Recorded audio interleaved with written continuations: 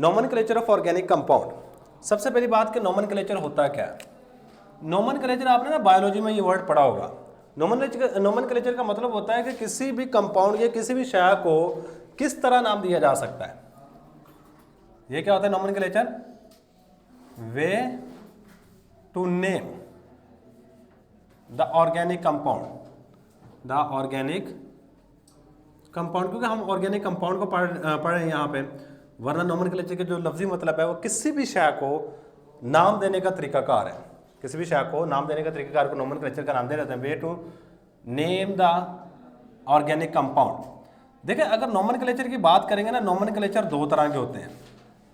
Nomenclature जहां भी जाके चेक करोगे नोमेनक्लेचर दो तरह के हो गए। मैं इसकी सिंपल सी एग्जांपल भी दे दूंगा। एक नोमेनक्लेचर होता है कॉमन नेम। क्या होता है? Common name. इसके बाद जो दूसरा तरीकाकार है नोमेनक्लेचर का वो है सिस्टमैटिक। सिस्टमैटिक यानी एक रूल्स के मुताबिक सिस्टमैटिक नेम, या फिर इसको ये भी कह सकते हैं साइंटिफिक नेम, साइंटिफिक नेमिंग।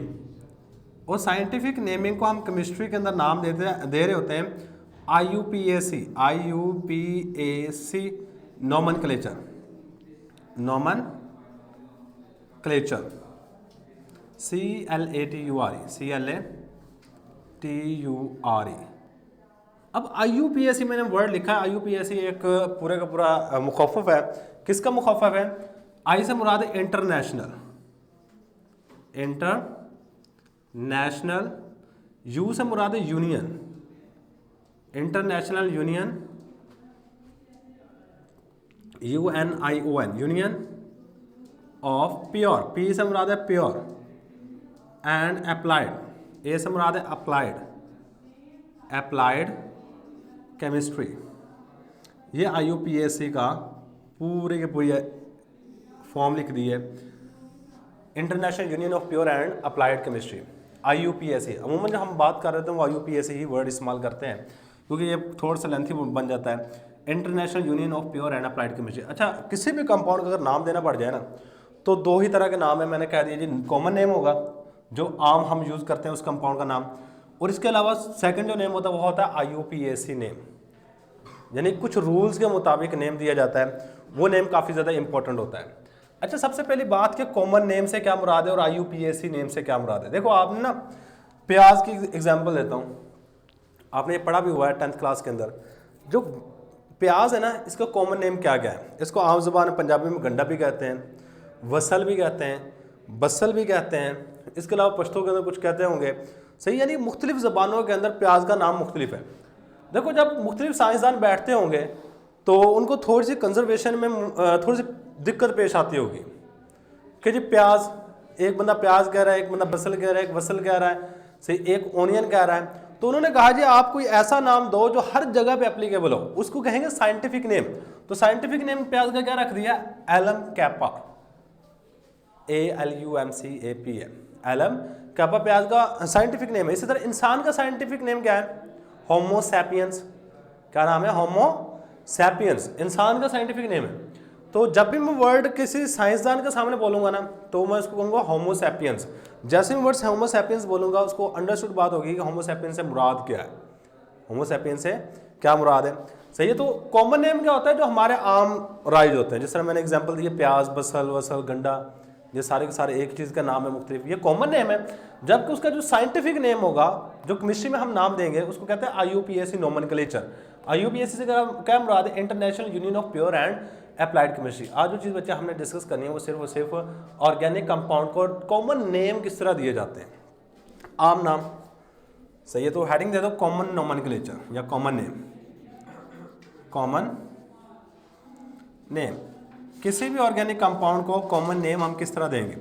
देखो जी, ऑर्गेनिक कंपाउंड को कॉमन नेम देने के कुछ तरीकाकार हैं, रूल्स नहीं है। मैं पहले बता दूं, कुछ तरीकाकार हैं जिसके ज़रिए से कॉमन नेम दे देते हैं। तो कॉमन नेम देने के कौन कौन से तरीकाकार हैं?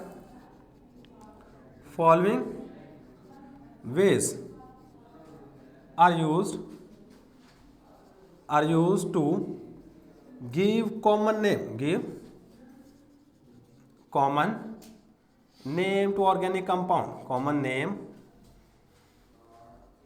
To organic compound, to organic compound. Organic compound को नाम देने के लिए चंद एक चीज़ों का इस्तेमाल कर रहे होते हैं। सबसे पहली बात देखो, अगर मैं एक चीज़ के ऊपर पूरा साल 2 साल या 5 साल मेहनत करता हूँ तो मेरी कोशिश ये होगी कि मैं इस चीज़ के अंदर अपना नाम लेके आऊँ।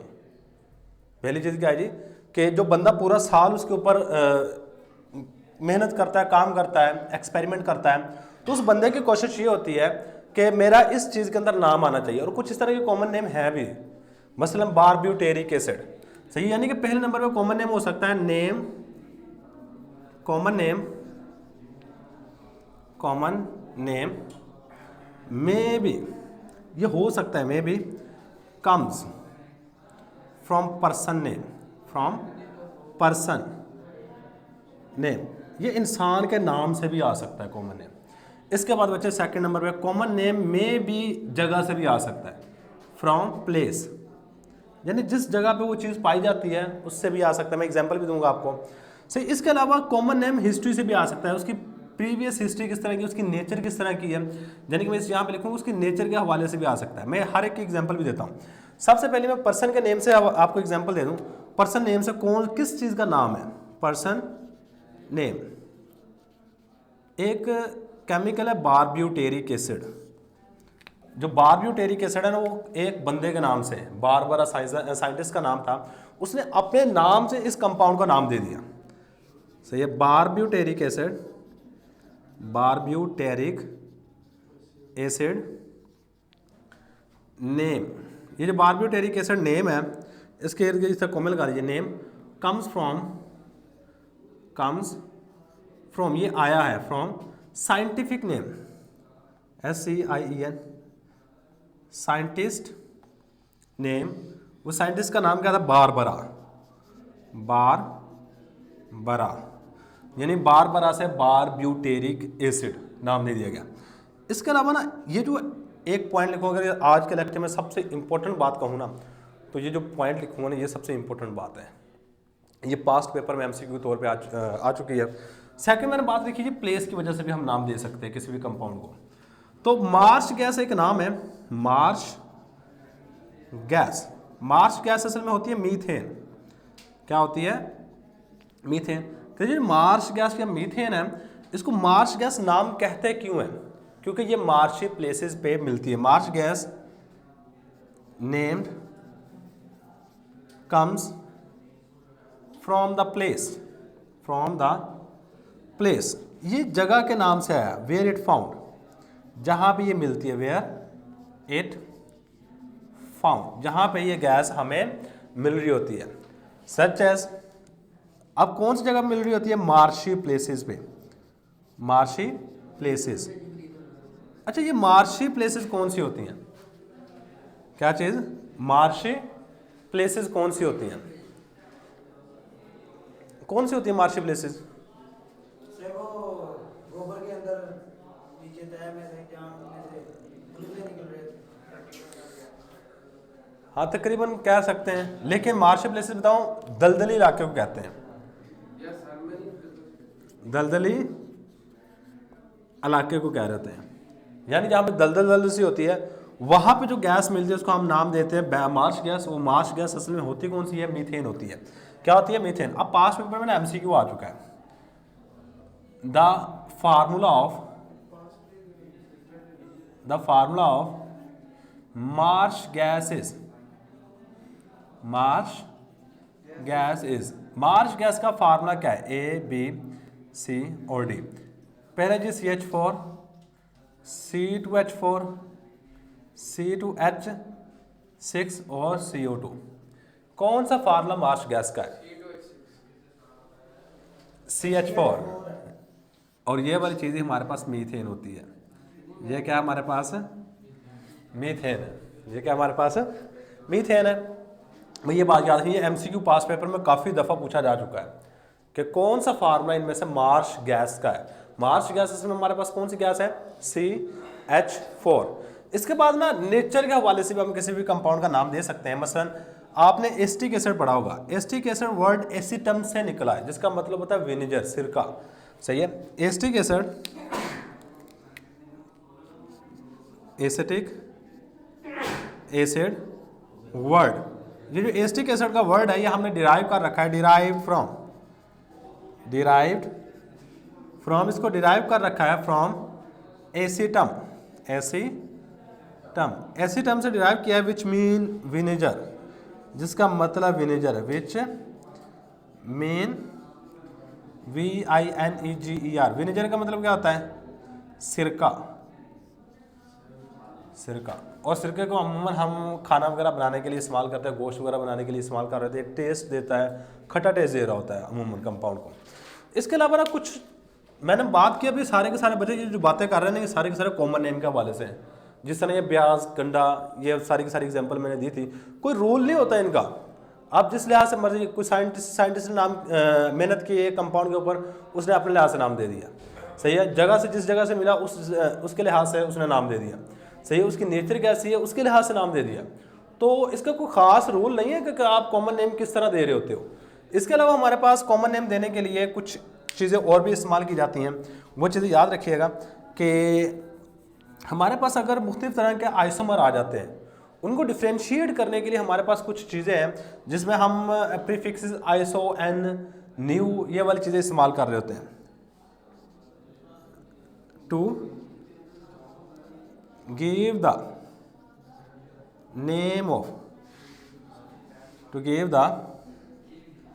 Name of organic compound.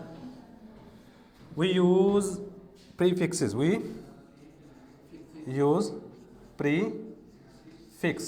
देखो प्रीफिक्सेस ऐसे चीज़ें जिसको उर्दू के अंदर प्रीफिक्स को कहते हैं, आई थिंक साबका कहते हैं, साबका ही। साबका मतलब होता है जो पहले वाला हो, क्या चीज़ जो पहले आए उसको कहते हैं प्रीफिक्स सच एज, जिस तरह हमारे पास है जी एन, न्यू और आइसो, ETC। जिस तरह मैं आपको एग्जांपल दे देता हूँ, अगर 5 कार्बन एटम एक ही लाइन में लग जाए, CH3 CH2 CH2 CH2 और लास्ट में हमारे पास CH3 आ जाए, इसको नाम देते हैं एन पेंटेन। शुरू में क्या प्रीफिक्स इस्तेमाल कर दी? एन का मतलब क्या है कि सारे के सारे कार्बन एटम एक चेन में लगे हुए हैं। इसके अलावा अगर इसमें एक ब्रांच चेन आ जाए, CH3 CH2 CH, लास्ट में CH3 आ जाएगी और यहाँ पे 5 कार्बन है लेकिन यहाँ पे एक ब्रांच आ गई है, सो इसको हम नाम देते हैं आइसोपेंटेन।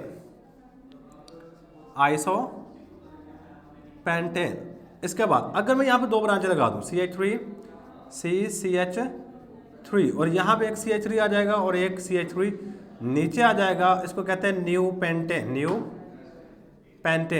क्या नाम देते हैं? न्यू पेंटेन का नाम दे। लेकिन इस तरीके का आज ना कुछ कंपाउंड को नाम दे सकते थे, लेकिन अगर कॉम्प्लेक्स कंपाउंड आ जाए, जिस तरह का ये वाला कॉम्प्लेक्स कंपाउंड हो गया जी, इसको किस तरह नाम दोगे?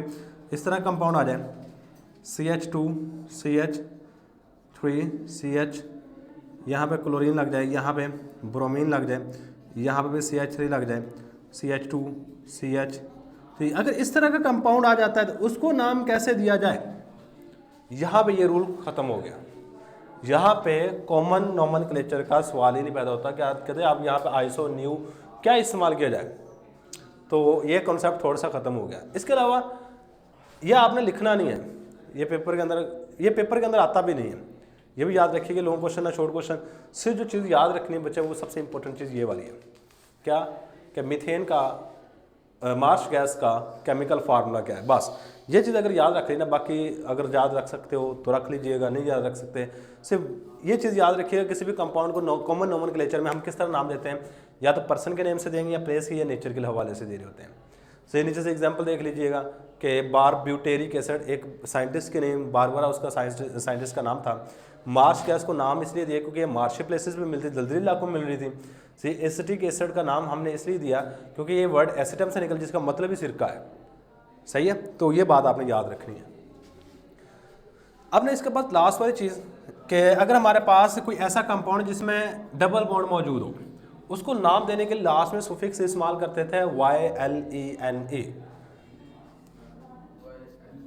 To give the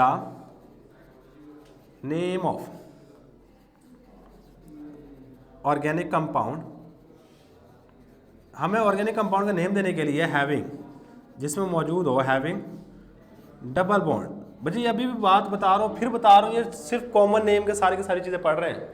common name की IUPAC नेम ज़्यादा इंपॉर्टेंट है, वो इंशाल्लाह हम नेक्स्ट लेक्चर में स्टार्ट करेंगे। तो having double bond, to give the name of organic compound having double bond we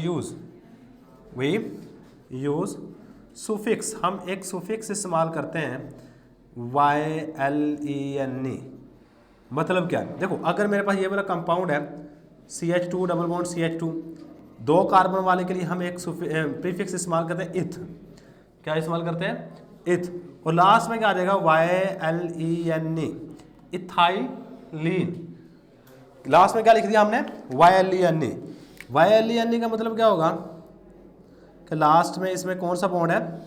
double bond है। अगर 3 कार्बन आ जाए इस तरह CH3C डबल बॉन्ड CH3, इस तरह का काम आ जाए, तो देखो हमारे पास 3 कार्बन के लिए एक प्रीफिक्स इस्तेमाल कीजिए प्रोप, जिसको आप कहते भी होंगे प्रोपेन। 3 कार्बन के लिए प्रोप आएगी, और लास्ट में क्या करना है? ये वाला वर्ड लिख देना YLENE, प्रोपाइलीन। सही है, तो ये बात आपने याद रखनी है। तो इसमें अगर पेपर के हवाले से देखा जाए बच्चों, कोई चीज़ इंपॉर्टेंट नहीं है मार्क्स वाइज के। जो चीज़ थी इंपॉर्टेंट मैंने अलग बना के आपको लिखवा दी है, तो इसको आपने लाजमी याद रखना है। बाकी सारी की सारी चीज़ें देख लीजिएगा। तो यही हमारे पास आज का लेक्चर। अल्लाह हाफिज़।